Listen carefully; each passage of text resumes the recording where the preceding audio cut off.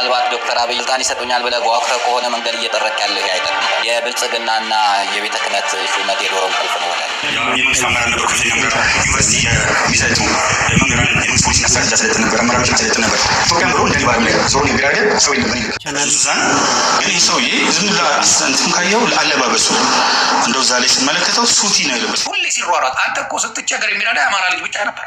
ማንም ያውቃል። ሰውዬ ሃይማኖት አባት አይደለም፣ ፖለቲከኛ ነው። ወደኋላ ላይ በደንብ ስለማነሳው ማለት ነው። አንደኛ ቫምፓየር ታሪካዊ አመጣጡ ላይ ደም ጠጭነት የተያዘ ነው። ሁለተኛ ለሆዱ በማደር እኔ ከ35 ዓመት በላይ ከአንደኛ ደረጃ እስከ ዩኒቨርሲቲ መምህር ሆኜ ከአንደኛ ደረጃ እስከ ዩኒቨርሲቲ ዳይሬክተር ሆኜ ሰርቻለሁ። በእያንዳንዱ በሰራሁበት ቦታ ተሸልሜ ነው የወጣሁት።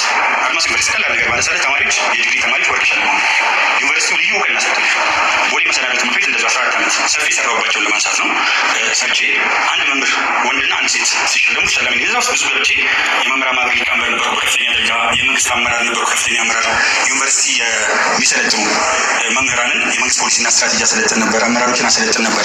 ኢትዮጵያን ብሎ እንደኔ ባለም ላይ ዞሮ ንግግር ያደረገ ሰው የለም በኔ ልክ። እንደው እውቀት የሌለው ማይም ደፋር ነው ለማለት ሞክረዋል። ማይም ደፋር ነው ለማለት የሚያስችላቸው አቅም የለም። ከኔ ጋር ተነጻጻሪ አቅም ባስተያየት ሂስትሪ ተምሬያለሁ። በተለያዩ 3 ተቋማት ቢዝነስ አድሚኒስትሬሽን በሜሪላንድ ኢንተርናሽናል ሙሉ የማስተርስ ኮርስ ጨርሻለሁ። ከፍተኛ ውጤት ዲፕሎማሲና ዓለም አቀፍ ግንኙነት በማስተርስ ደረጃ የወሰድኳቸው ኮርሶች በሙሉ ኤፕላስ አግኝቻለሁ። ኤኒዌይስ ከትምህርት ውጭ ብዙ ነገሮችን አነባለሁ፣ ብዙም ተሞክሮች አሉ። ስለዚህ በሳቸው ጭንቅላት ይህን ሲያነሱ አንድ ትንሽ ነገሮች ላንሳል። አንደኛው ደብተራ ማለት ታየ አቀው እንጂ ድንኳን ማለት ነው። እኩይ ደብተራዎችና መልካም ደብተራዎች አሉ ስል ድንኳን ማለት ነው። ይህ ሰውዬ ሊቀ ትጉሃን የሚለው ማዕረግ እንዴት አድርገው ላያቸው ላይ እንደጫኑባቸው አይገባኝም። ደብተራ 2 ትርጉሞች አሉት። አንዱ ትርጉሙ ድንኳን ነው። ለድንኳን ስትጠቀም ከእምነት ጋር አያይዘህ ከመጠለያም ከብዙ ነገሮች ጋር ታነሳው ትችላለህ። እሱ በጣም ሞር መጽሐፍ ቅዱሳዊ ነው።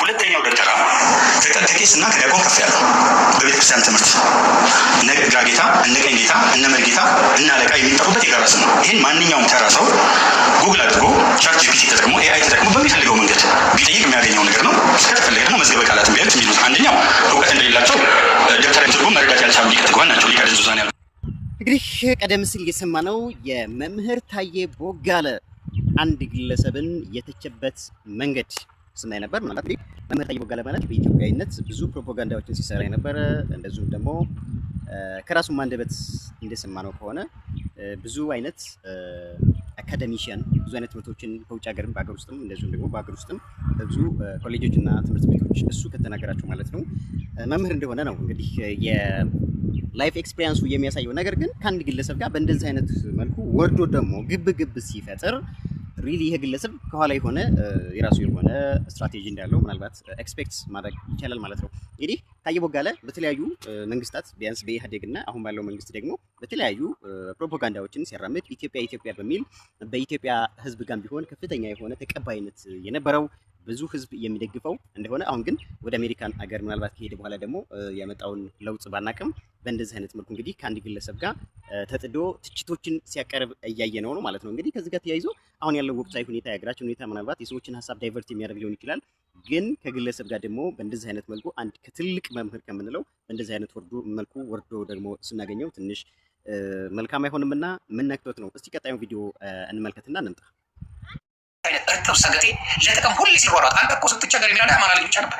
ማንም ያውቃል። ለምን? ኢትዮጵያዊነትን ስላጠነጠቅ ኢትዮጵያዊነትን ስታቀነቅን ስለነበረ ቴሌ ስለ ኢትዮጵያ ያቀነቅን ነው። እሱንም ተቃውሟል። እኛ ዳሳንትልም እናንተ ጣሉ እያልክ ነው ስትል የነበረው። በዚህ ደረጃ ሰው እንዴት ይወርዳል?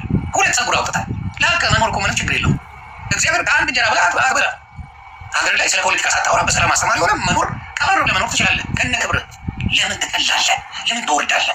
በዚህ ደረጃ የአማራ ህዝብ በመሳደብ የምታመጣው ጥቅም ምንድን ነው? የደገፈ ማጨብጫቢ የአማራ ህዝብ ነው። የአማራ ህዝብ ችግሩ ሁልጊዜ ኢትዮጵያዊ የሚል ሰውን ያምናል። ሁልጊዜም የሚበደልበት ያ ከዛ ይረዳል፣ ገንዘቡን ይሰጣል፣ ምኑን ይለዋል። ከዛ መልሰው ምን ይሆኑበታል? እባብ ይሆኑበታል። ስለዚህ አሁን የምነግርህ አንተ የጨ ሽበት የምነግርህ ነገር ምንድን ነው? ጭንቅላትን አሰራው። ማጨብጨብ ማሽቃበጥ ትችላለህ። ካላጨበጨብክ ብልጽግና ምንም ጣም የሚል ነገር አይደለም። ያንን ስለምታውቅ ነው አጨብጫቢነት መጣ። አሜሪካ መጥቶ ህይወት ያልተስተካከለ ሰው አንተ ለምን የኢትዮጵያ ላይፍ ስታይል አሜሪካ ላይ ሰራ ባናት ተጠቅላይ ላይ ሰራ ኢትዮጵያ ላይ ክብር ሰጥተው ይበላል። አሜሪካ ስፋት ይሆን ነው አሜሪካ ላይ ራስ በችሎታ በምታደርገው ሲስተሙን ተጠቅማ የምትለወጥበት ሀገር እንጂ እንዳንተ ተበለው ያየነው ቪዲዮ ደግሞ በተለያዩ ሰዎች እይታ መምህር ታዬ ቦጋለ ምን አይነት እይታ ያለው ምን አይነት ሪስፔክት ያለው ስትል ደግሞ ቀደም ሲል እንዳየነው ባንድ ኢትዮጵያዊ ያለው የነበረው እይታና አሁን ያለው እይታ ደግሞ አውቶማቲካሊ እንደተቀየረ ስድቦች፣ ትችቶች ምን አይነት አቋም አሁን እንደያዘ ታየ ቦጋለ የተሰነዘረባቸው እያንዱን እይታ ወይም ደግሞ የሁለት ግለሰቦችን እይታ በዚህ ቪዲዮዎችን አመጣን እንጂ በአሁኑ ሰዓት በተለያዩ የሶሻል ሚዲያ ፕላትፎርሞች እንደምታዩት ታየ ቦጋለ ላይ ወይም መምህር ታየ ቦጋለ ላይ ያለው አሁን ወቅታዊ ሁኔታ ትንሽ የተንሻፈፈ ወይም ደግሞ በበፊቱ አይነት ሪስፔክት አሁን እንደሌለ የምናይባቸው አጋጣሚዎች አሉ ማለት ነው። ስለዚህ መምህር ታየ ቦጋለ ምን አይነት ሁኔታ ላይ አሁን አሜሪካ ከሄደ በኋላ ምን አይነት ነገር አግኝቶ በጣም ወርዶ ከግለሰቦች ጋር እንደዚህ አይነት ፍሮንት ወይም ደግሞ እንደዚህ አይነት የሰጣ ገባ ግንባር ሊገጥም ቻለ ስንል ምክንያቱም በፊት የምናውቀው የሆነ ማህበረሰብን ወክሎ ኢትዮጵያን ወክሎ የኢትዮጵያን ባንዲራ ከፍ እንዲል ኢትዮጵያ በዓለም አቀፍ ደረጃ ሪስፔክት እንዲኖራት ኢትዮጵያውያን በተሻለ ሁኔታ እንዲኖሩ ፕሮፓጋንዳ ሲሰራ የነበረ ግለሰብ እንደሆነ አብዛኞቻችን እናውቃለን ብለን እናስባለን። እና መምህር ታየ ቦጋለ ተመራማሪውም ልንለው እንችላለን፣ የታሪክ ተመራማሪው ወይም ደግሞ የታሪክ ምሁሩ፣ የፖለቲካ ሳይንስ ወይም ደግሞ በሆነ ጊዜ ባለስልጣን የነበረው ታየ ቦጋለ እንግዲህ በተለያዩ ምክንያቶች ሀሳብ ቀይሮ በዚህ ሰዓት ከግለሰቦች ጋር ግብግብ የፈጠረበትንና በተለይ ከአንድ ሃይማኖት መካሪ ወይም ደግሞ አባት ጋር የገጠመበትን ግብግብ ሌላ አንድ ኢትዮጵያዊ የተቸበትን ቪዲዮ ማሳያ እናምጣችላችሁና እሱን አይታችሁ ቪዲዮ ላይክ እና ሼር አድርጋችሁ የምናጠቃልል ይሆናል። መልካም ቆይታ ይሁንላችሁ። ከተደበደበ በኋላ የሚሉ አሉ። አሜሪካ ከተመለሰ በኋላ ግን እዚህም መዛም እያረገጠ ብዙ ጥሩ ያልሆኑ ነገሮችን እያሳየ ይገኛል። ለምሳሌ የኢትዮጵያ ኦርቶዶክስ ተዋሕዶ ቤተክርስቲያንን የተቸበት የሰደበበት ትችት እንኳን አለ የሰደበበት በግልጽ ነገር ብዙዎችን አስቆጥቷል። ብዙዎችን በፌስቡክ ምላሽ ሰጥተውታል። በተለይ መድኃኒዓለም ኢየሱስ ክርስቶስ አይሰበክም እንዲህ አይነት የሚል አላስፈላጊ ነገር ፍጹም ከእውነት የራቀ ሁሉም እንደሚከሷት የሚከሱበትን የሐሰት ክሱን ሲጠፋ ነበረ። እነዛም በኋላ ደግሞ ቴዲ አፍሮ ላይ ተነስቶ ብዙዎች የሚወዱትን ስለ ህዝቡ የጮኸውን የህዝቡን ብዙ ተናገረውን ቴዲ አፍሮን እንደዚያ ሲዘረጥጥ ሲያንቋሽሽ ብዙዎች አይን ላፈር ብለውታል። አሁን ደግሞ ደረጀ ዘወይንዬ ላይ ፊቱን አዞሯል። መምህር ደረጀ ዘወይንዬ ላይ በጣም አላስፈላጊ የሆነ ቃላት ተናግሮ ብዙዎች ተቆጥተውበታል። እንግዲህ ዮናስ ሙሉነህ ዮኒ ማኛም በዚህ መልክ ራስን አታዋርድ አትክለን ሊቀ ትጉሃን ደረጀ ነጋሽ ወይም ዘወይንዬ በመባል የሚታወቁት ሰው የሃይማኖት አባት ናቸው። ሊቀ ትጉሃን የሚል ማዕረግ አላቸው።